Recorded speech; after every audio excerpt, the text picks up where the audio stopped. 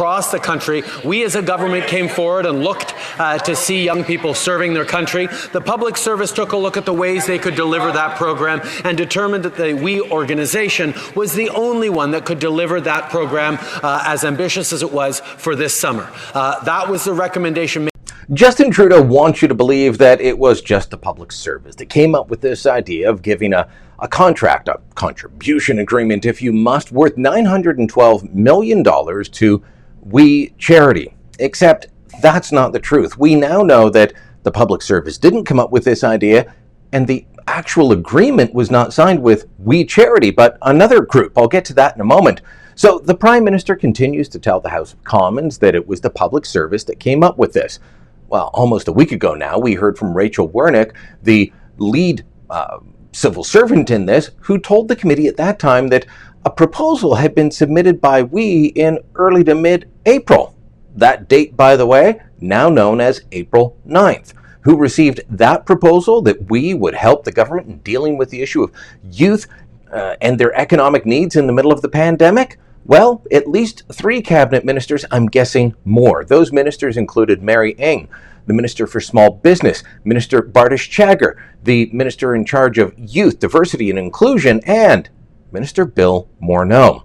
Bardish Chagger, it turns out, met with WE's Craig Kielburger on April 17th.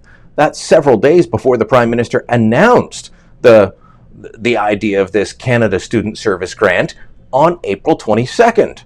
Guess who else got another proposal?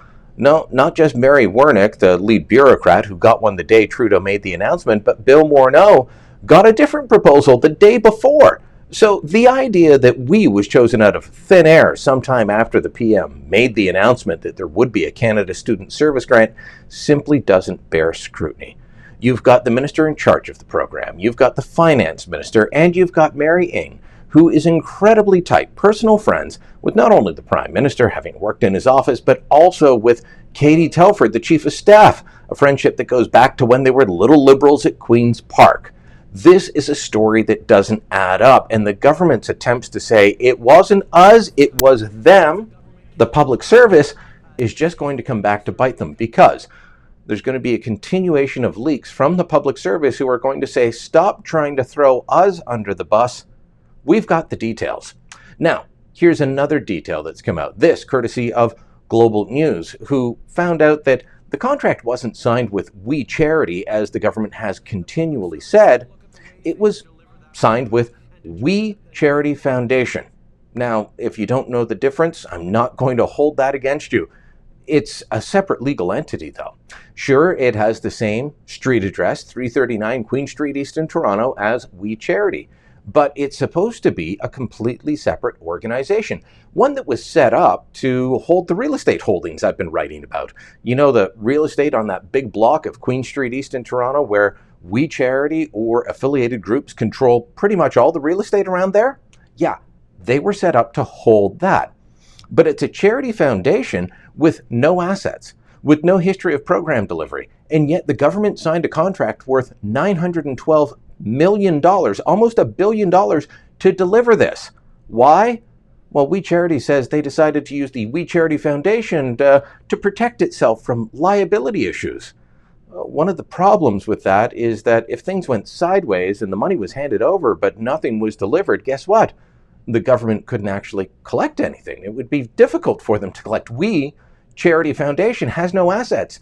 They have not had the real estate promised them transferred from the other charities that currently own it.